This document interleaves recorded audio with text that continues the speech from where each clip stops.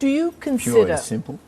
And everybody believes that? Yes, all people believe it. So do you consider white Zimbabweans to be Zimbabweans? Those who are naturalized and have citizenship, yes. Those who've been living there for years and years and years? But historically.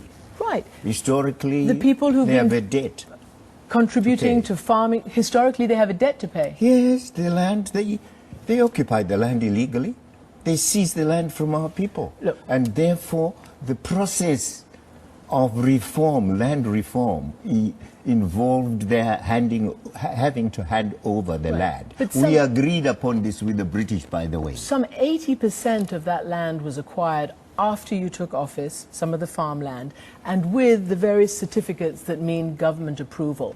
Why are these people being hounded out of the country? Why are they being they are not being hounded off their land then? No, they are not being hounded out of the country We've just at all. done reports Those about who it. are in industry, in manufacturing, in mining are not being... The farmers I'm talking about. Why is that wonderful farmland, and why are they being... What are you talking about? We are getting land from them, and that's all. They are not being hounded out of the country. Not at all. They're being hounded off their land? Not of their land. It's not theirs. Our land. Even though they bought it, with the certificates of approval from the government? But haven't you heard of the Lancaster House discussions and the agreement with the British government? Because they are British settlers. Originally they have been British settlers. And we agreed at Lancaster House that there would be land reform. But they're citizens, aren't they? And isn't this farming disaster contributing to citizens by colonization, seizing land from the original people, indigenous people of the country? But how did that all go so wrong? That? How did that all go so wrong? Because when you came in, it was about reconciliation. No, they knew about it. They knew we had this program of land acquisition and land reform. They knew about it. But what about the blacks? And the British then? knew about it. Let's talk about the black farm workers whose houses and shanty houses, who work on these farms, they're being bulldozed in an operation that was called Drive Out the Rubbish. These are black Zimbabweans. There was no operation of that nature. Well, how come they're being driven off and their shanty hounds? The farm workers?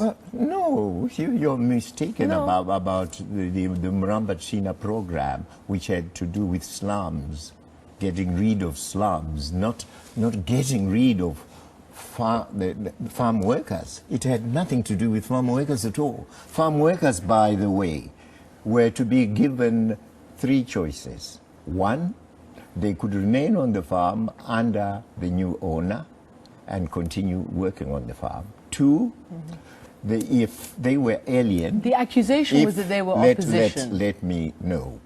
If they were alien, and most of them were from Mozambique and Zambia, they could choose to go home, in which case we would discuss the package that they deserved. Three, they could decide to leave the farm and go elsewhere.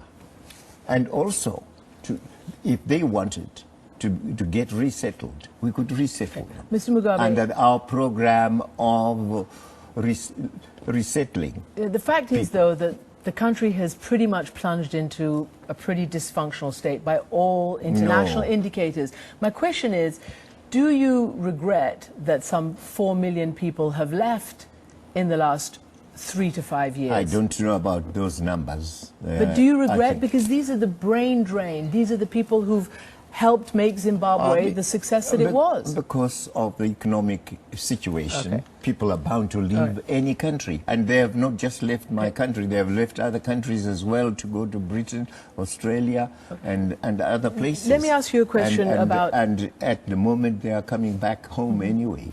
Let me ask you a question. We'll move on from this, and we'll ask you a question about... You heard what Archbishop Desmond Tutu said. That's nonsense. It's just devilish talk.